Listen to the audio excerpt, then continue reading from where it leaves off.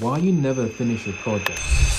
If you keep starting projects multiple times and never finishing them, in this video, I'm going to show you the 3 enemies that's keeping you stuck and how I went from abandoning multiple projects to finally finishing my first short film. These 3 enemies are procrastination, overambition, and disorganization.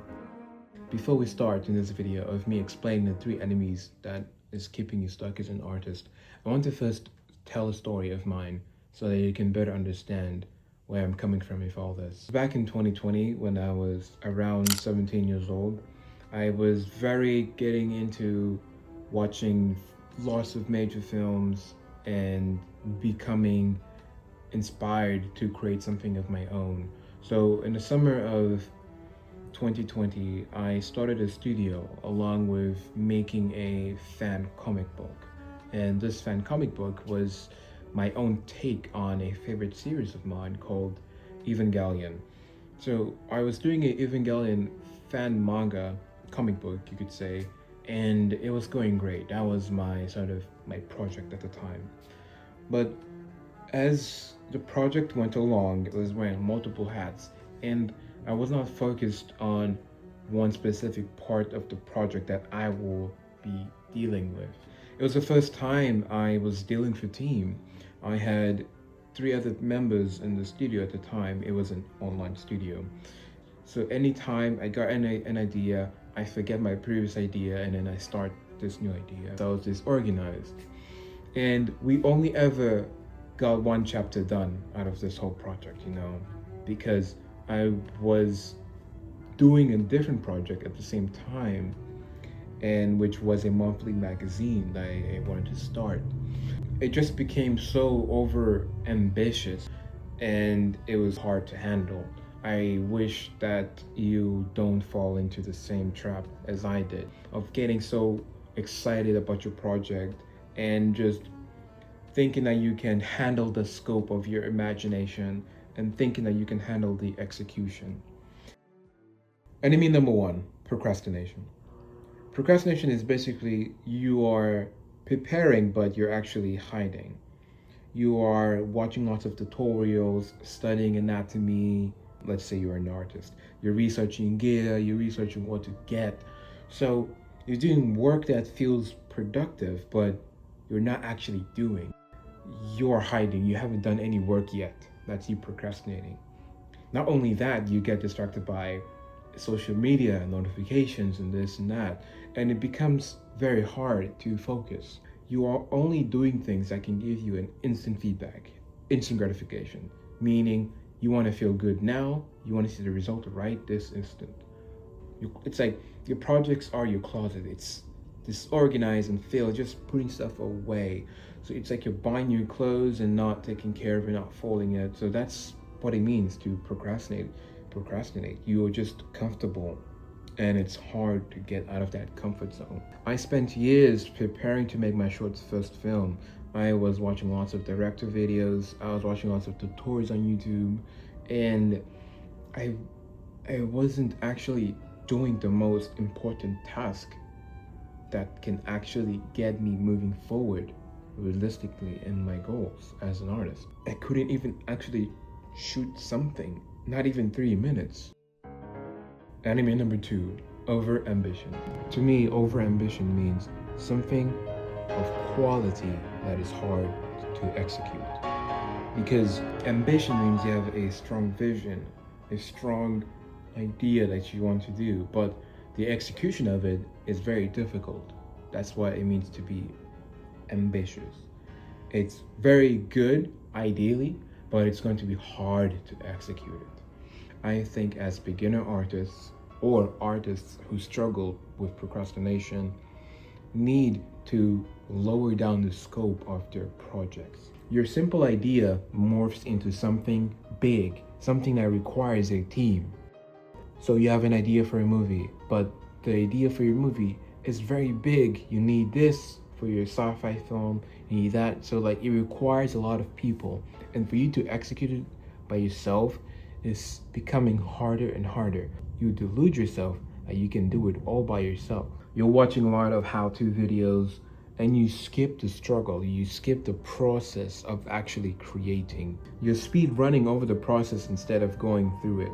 You need to lower the scope of your project because you are not going to be able to handle the capabilities required for such projects that require more effort, require more time. So you should know how much you can make for yourself as an artist and evaluate. I have a free evaluation guide in the description for you to download so you can check it out to see what types of projects you can realistically start. I broke down exactly how to defeat these enemies inside of my ebook, Break the Block. It's the complete system for going from chronic starter to consistent finisher. Link in the description. Enemy number 3, disorganization. This is the chaos multiplier. Let's say you are in the middle of editing your short film and you're looking for footages, but your footage is scattered all over the place on your computer. And this amount of time compounds of you trying to search for your files, for your folders and stuff like that. Let's say I'm searching for the day of shooting of like this certain day, but then takes me time to find for the file name, to find for the exact file I put these stuff inside. So like it's a complete mess and it breaks the flow of your workflow. You want your workflow to be smooth as possible. And being disorganized is very bad. Another example of being disorganized is your desk. Let's say you plan to work tomorrow and you didn't organize your desk the night before, and you wake up, you have to sort through your desk, and it's a mess. You don't even want to start. You just want a smooth workflow. So I have solutions for all of these enemies for you right now. Momentum beats motivation. You should not rely on motivation to create as an artist. You should start small. The smaller you start, the easier it is to finish. And the easier it is to finish, the easier it is to finish projects. And the more projects you finish, the more confidence you gain. And the more confidence you gain, the bigger projects you can actually finish and do in the future. So all of this has to start when small. So start small. For example, this week for 1 month, you do one small project, 2-page comic for each week. And then after you do that, you can start 10-page comic for like a month. So like you get the idea, you start small. Do not rush. Momentum beats motivation. And you don't need to be afraid of your lack of skills, because bad work that exists beats perfect work that doesn't. So you should not be afraid of the lack of skills that you have as an artist. Just create, because it's better than nothing. And that failure is room for you to grow as an artist. Because if you do not fail, you don't grow. And if you don't grow, you won't ever become the artist that you wish to be. Your identity comes from what you do, not what you plan. So you need to think of the artist that you want to be. If you're a filmmaker, you need to think like a filmmaker. You need to believe that you are a filmmaker today. Do not think that if you make this film, or there's an amount of film, that you are a filmmaker. If you just even make a 1-minute film, you are a filmmaker. If you make a 30-second song, you are a songwriter. Think of the identity and it will impact of how you act. Early on as artists in our career, speed really matters, because the slower we are, the less we are motivated to start, because we need to see instant growth fast, but in a healthy way. We need to make small projects so they're easier to finish, because smaller projects are easier to finish than bigger projects, and it's faster to do. So the more fast you are in your artwork, the more faster you will grow in return. So today's action step: pick one micro project you can finish within 15 or 30 minutes today. It could be a single sketch, 100 words of writing, 30 minutes of footage, or a 3-panel storyboard. Just prove to yourself you can finish something. Build evidence that you are a finisher.